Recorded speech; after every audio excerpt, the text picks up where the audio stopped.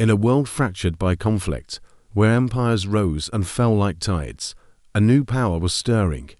From the dust of the Seljuk Sultanate of Rum, a small Turkish beylik, or principality, would defy all odds, growing to become one of the most powerful and enduring empires in history. This is the story of the rise of the Ottoman Empire, a saga of ambition, faith, and conquest that would reshape the world.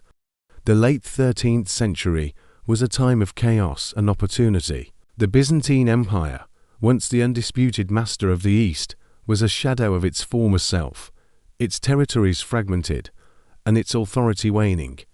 To the east, the mighty Mongol Ilkhanate held sway, but its power was also beginning to fracture. Into this power vacuum stepped a group of august Turkic tribesmen, led by a chieftain named Osman I. Osman was a man of vision and pragmatism. From his small domain around the town of Skut in northwestern Anatolia, he began a campaign of expansion, not against powerful Muslim neighbors, but against the vulnerable Byzantine frontier. He was a Ghazi, a warrior for the faith of Islam, and this identity attracted followers from across the Turkish world, men eager for glory, land, and purpose. These early Ottomans were not just raiders, they were state builders. Osman's son, Orhan, continued his father's work with remarkable success. In 1326, he captured the strategic city of Bursa, a major Byzantine provincial capital. This was a turning point. Bursa was not just a military prize.